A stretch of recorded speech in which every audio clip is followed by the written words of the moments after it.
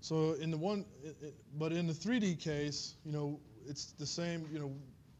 We want a way to define for arbitrary loading histories. Okay, we want a framework for which we can solve plasticity problems and determine when something's yielding, apply a flow rule, and do it for arbitrary loading histories, right? So we'll look at the case here of an isotropic hardening material. So in an isotropic hardening material, after the yield point, which would be defined here, then you have the material hardens with some slope h, okay? And so now your yield function has to be a function of something else. So before we had that the square root of 3j2 is minus y, right? That was our yield function. But now y needs to be a function of something, and the function that we're going to make it of is something called the equivalent plastic strain. Okay? It's going to be a function of the equivalent plastic strain, and that's going to be equal to 0. Okay? And specifically for isotropic hardening, what that function will look like will be square root of 3j2 minus y minus h epsilon p, right?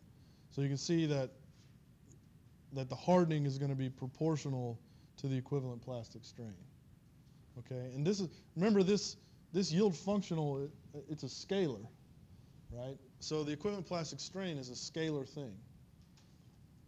And this is that internal state variable. So this is an internal state variable that we use to describe all of the plasticity mechanisms that are occurring, right? And so the way we define the equivalent plastic strain, obviously we need, if we're going to use it in this yield functional to decide if the material is yielding or not, we need to have a definition for it.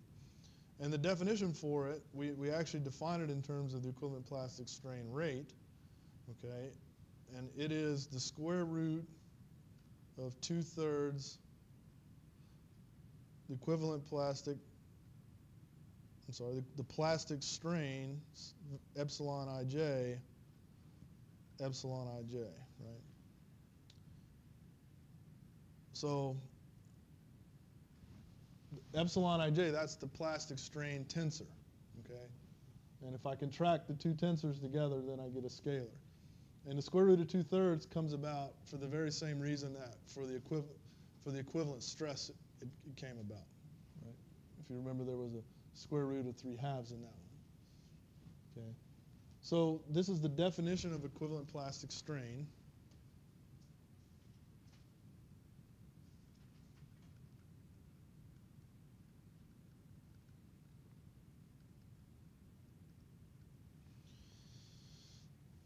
Right? And if we plug in our flow rule, remember we have a flow rule that says that the plastic strain rate, this is strain rate, by the way, strain rate. So then the equivalent plastic strain is the integral from 0 to some time of interest of the equivalent plastic strain rate, dt, right? So our definition is in terms of rate. If we want to get the equivalent plastic strain, we have to integrate this guy. All right? So then we also have the flow rule, right? So our flow rule, our associated flow rule, says that the plastic strain tensor, strain rate tensor, is equal to lambda dot, and now I'm going to use the normalized definition, so Sij over the magnitude of Sij, and I'm going to call this thing here Qij. So it's just a unit tensor in the direction of the deviatoric strain. Okay? And so then if I plug this into this equation, then what I get is the square root of 2/3 lambda dot. And the reason is, right, I plug in lambda dot qij, so I have lambda dot qij, lambda dot qij, so I have lambda dot squared. And then the contraction of a unit tensor, qij with itself, just gives me 1. So then I have the square root of 2/3 over lambda dot squared, take the square root, sign off the lambda dot.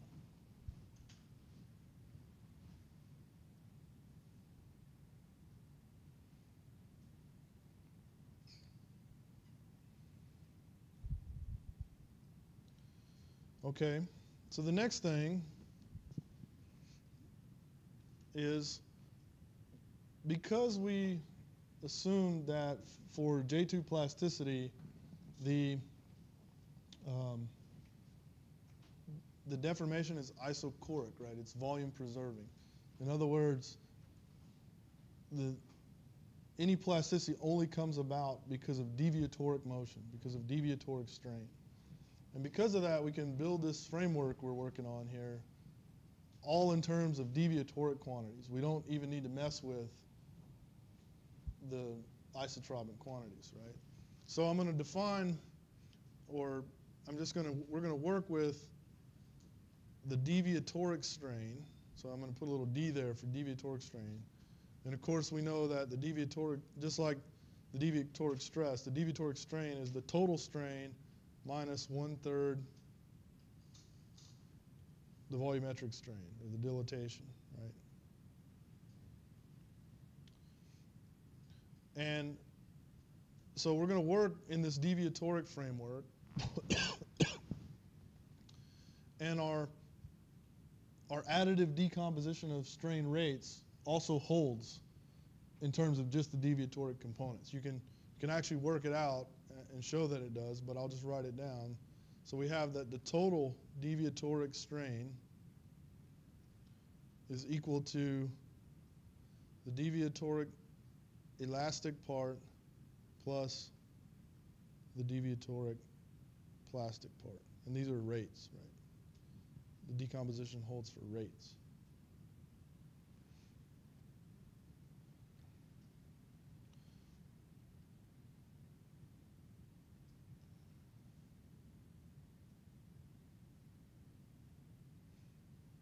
And I'm just going to rearrange this equation. Just going to move everything to one side. No big deal.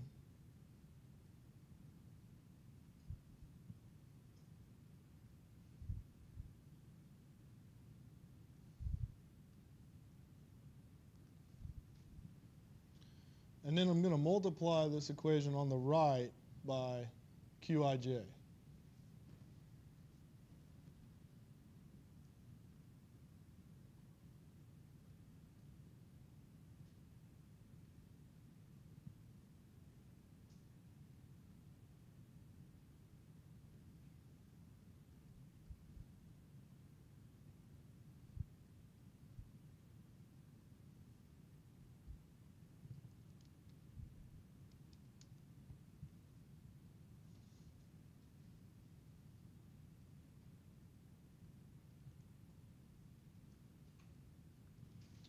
Now I have a scalar equation, right? I had tensors, but now these are contracted, so these are scalars, right? And it'll be a little more clear. These will reduce down even further some of these terms, but clearly this is a scalar equation.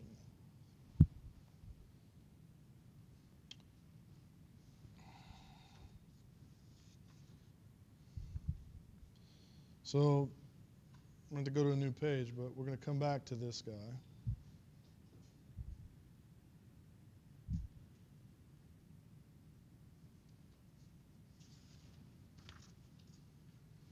So I just want to point out, remember we write down Hooke's law like this?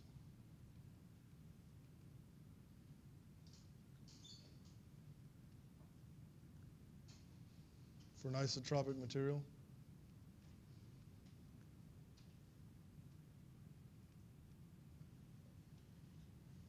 right?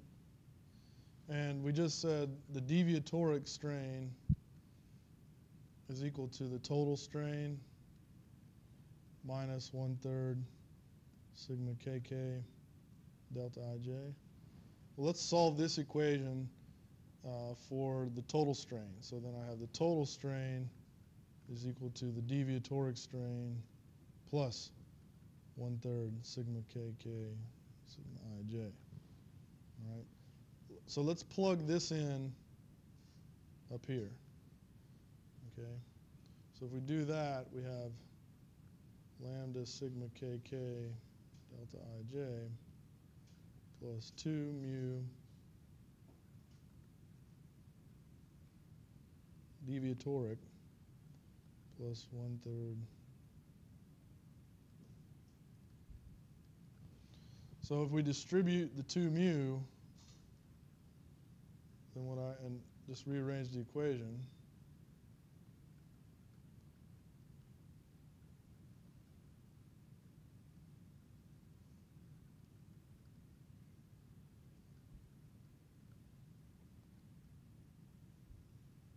I have this. Does anyone know what this is?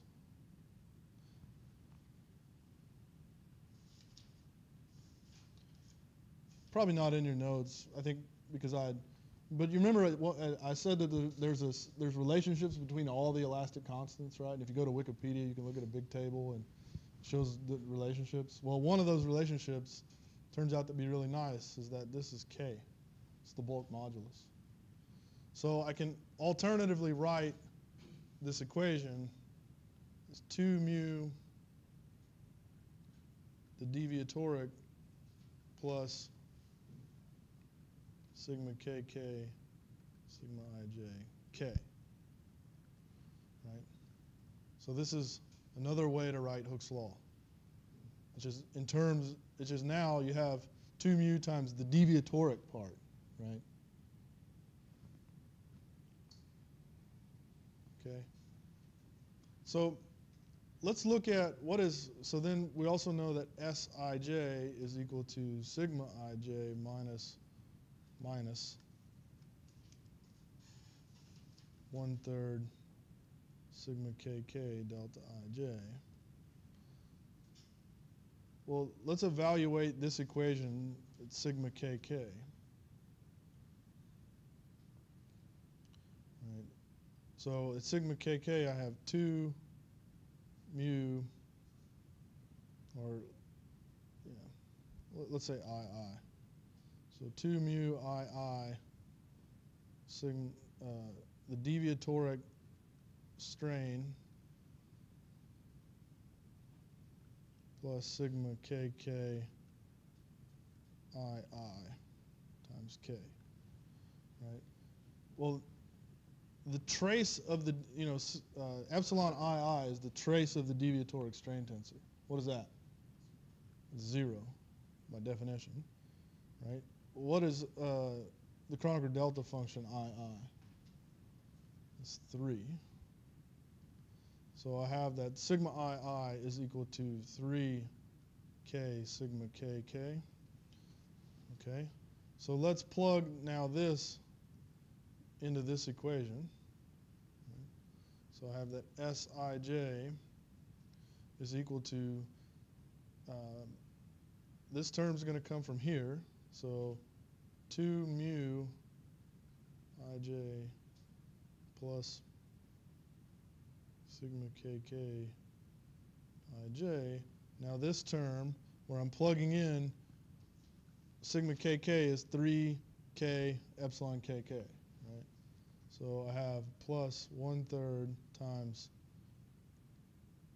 3k, k here, k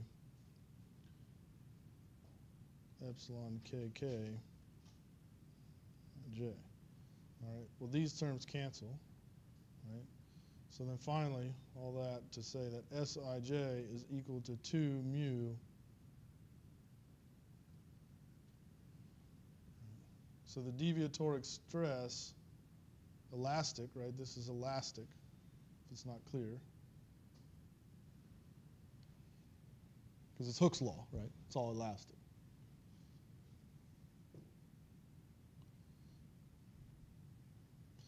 So that might have been obvious by inspection, but I just wanted to go through all the details there. So the deviatoric stress, the elastic part of the deviatoric stress is 2 mu times the elastic deviatoric strain. Probably obvious by inspection, but just wanted to go through it.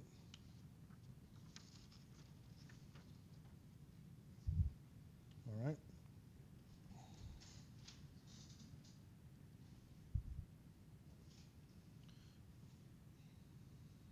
Okay. So we had this equation, the one I said we'd come back to.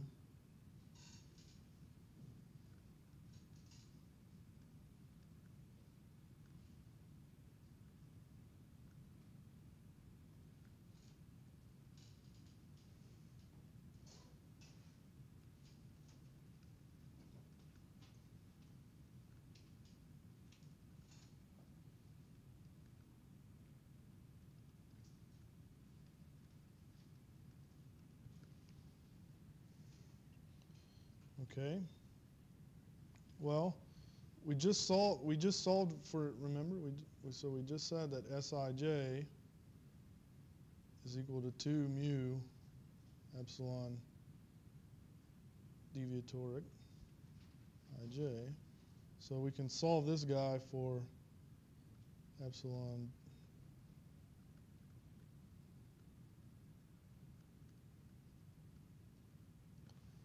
like that, right? So now, yeah. Yeah. Take the time derivative of both sides of the equation, right?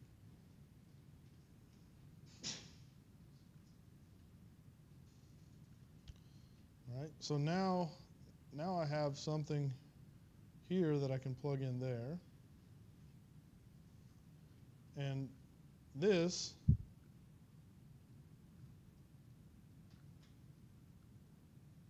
comes from my flow rule, right? So I can plug that in there. And so then I have an equation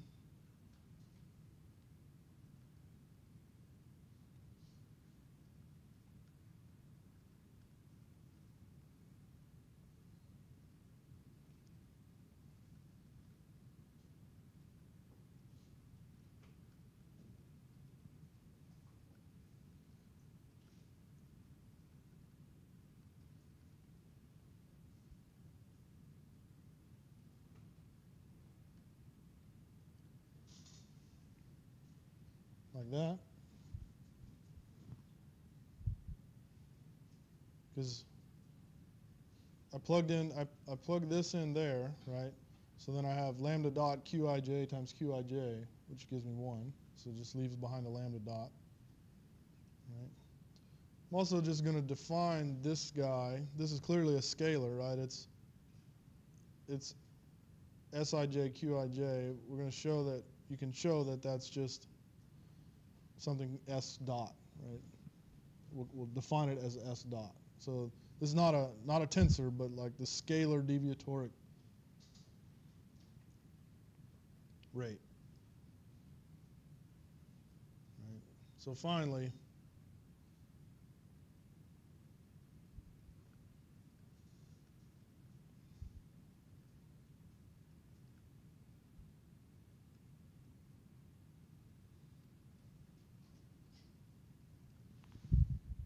have that.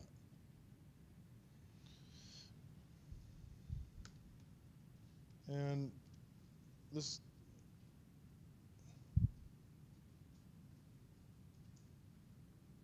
equation, we'll call it star. It's kind of special. We'll come back and use it later.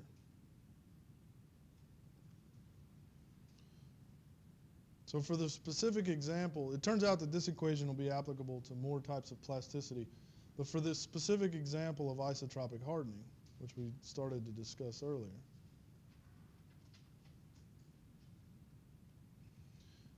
and the reason I call it isotropic hardening is that what we're talking about here is that in our stress space.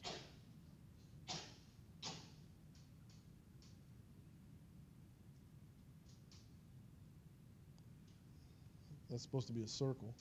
But in an isotropic hardening model, as we strain it, as the equivalent plastic strain evolves, this circle gets bigger.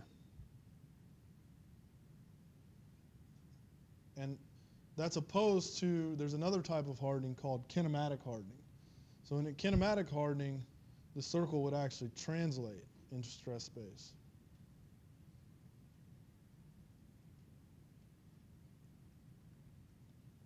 So you could imagine that it moves this way due to some evolutionary law. And so kinematic hardening, it might be easy to see that kinematic hardening introduces deformation-induced anisotropy. Right? So if I'm the same distance from the origin here,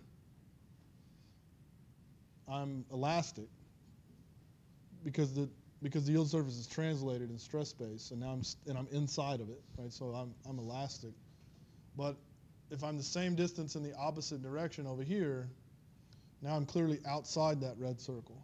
Even though I'm the same distance from the origin, I'm clearly outside the red circle, which means I'm plastic, and I'd have to return myself to the yield circle, right? So that's kinematic hardening. This is kinematic hardening. Rocks, by the way, exhibit this type of hardening behavior, kinematic. But right now, we're just talking about isotropic. So in isotropic hardening, as I accumulate equivalent plastic strain, the yield surface grows. And this makes sense if you just look at what an isotropic hardening model looks like in a stress-strain curve, right? So we have stress, strain, right? So if I load the material, I pass the yield point, and I start to harden. If I unload, right, I come down here. Well, now you notice if I reload, I follow this line back up. Now I don't yield again. I have elastic deformation up until this new point. Right? So this is like y new, whereas this is y old, right? And see, y new is larger than y old. So the yield surface grew, right? So then, again, our yield surface is square root of 3j2 minus y minus h epsilon p, okay? And what we're going to do is we're going to solve an optimization problem, essentially. And if you've ever had a class in optimization, you might be familiar with the Kuhn-Tucker constraint conditions.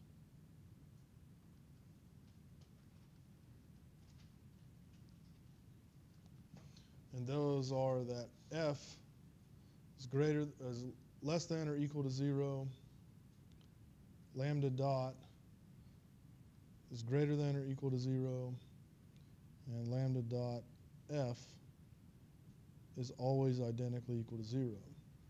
And those then lead to a complementary condition that f dot must equal 0. Right? So if we compute f dot, so this is f, right? Compute f dot for that thing. We're going to have that the square root of 3 half s dot minus h epsilon dot p is equal to 0. And then if we plug in our definition for epsilon p, we have that the square root of 3 half s dot minus h times the square root of 2/3 lambda dot is equal to 0, okay? And we can solve that equation for s dot is equal to 2/3 h lambda dot.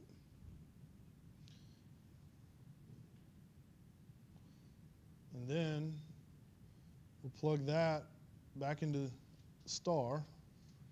And then we have an equation that the only unknown is lambda dot, and we can solve for it. So if we do that,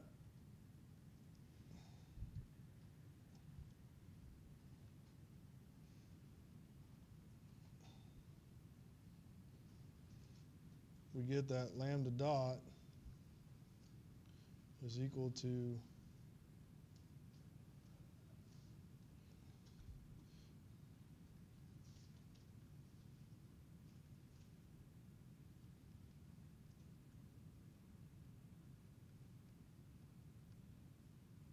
this.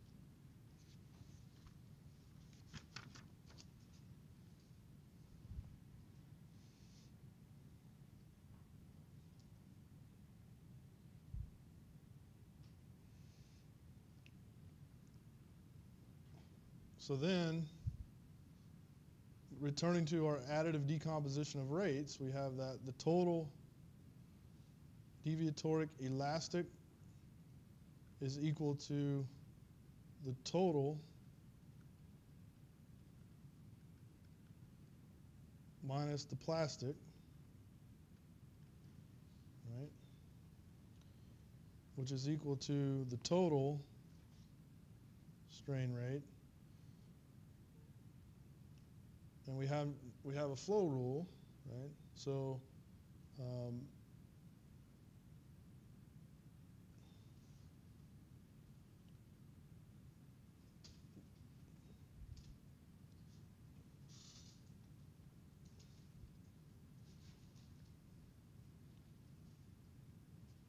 we have a flow rule that's like lambda dot qij, right? And that's equal to that. We have an expression for lambda dot, so if we plug that in, right, then we have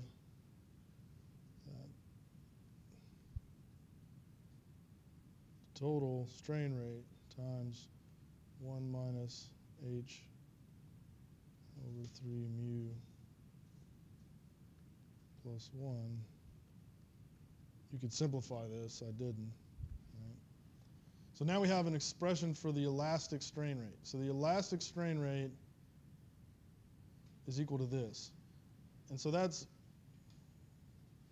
if, I guess I should say, if it's yielding, which means if F equals to 0. Right? So if it's plastically deforming, then you have this. Keep in mind that the total deviatoric strain rate tensor is something you know. I mean, it's what's driving the problem, right?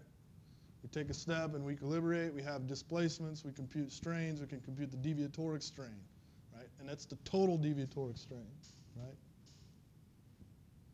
Okay.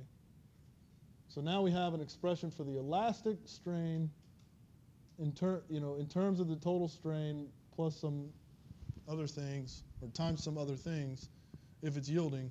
And so then we can just plug this back into Hooke's law, right? In the rate form, right? So we have that the stress is equal to 2 mu times the deviatoric elastic times this guy, right?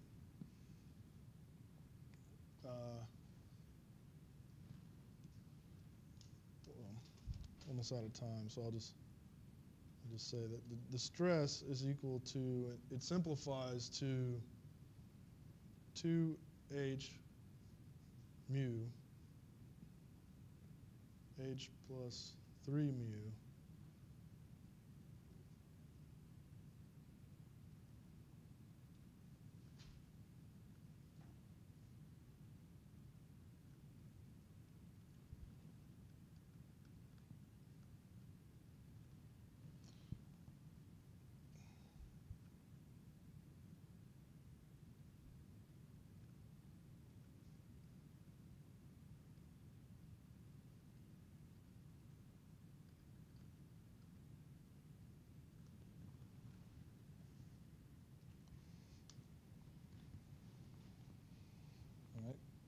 So now we have a way to update the stress. Right? So we basically have to check to see if we're yielding. If we're not, if our yield function is less than 0, then we just update it elastically, right? If it's not, if this is not less than 0, then it's plastic. It has to be identically equal to 0. The lambda dot enforces that. In this case, we can eliminate the lambda dot explicitly from the equations, so we can write what the new stress is under plastic deformation. And for this case of isotropic hardening is really the only time you can, it's one of the only times you can ever write it down explicitly like that. You can explicitly eliminate that lambda dot. For any kind of more complicated material, which we're going to move on to talk about, say materials that, so isotropic hardening is like this, but you could have materials that harden as a function of strain rate. So this is a pretty common behavior. So as the strain rate, as the plastic strain rate increases, the material gets harder. And in these scenarios, you can't solve for lambda dot explicitly like that. You have to actually, what you get is an equation that's nonlinear in lambda dot, and you have to do a local Newton iteration, a local nonlinear solve to find out what lambda dot is, and then you plug it back into the equation. So you have to actually numerically solve for lambda dot in order to update the stress. Okay.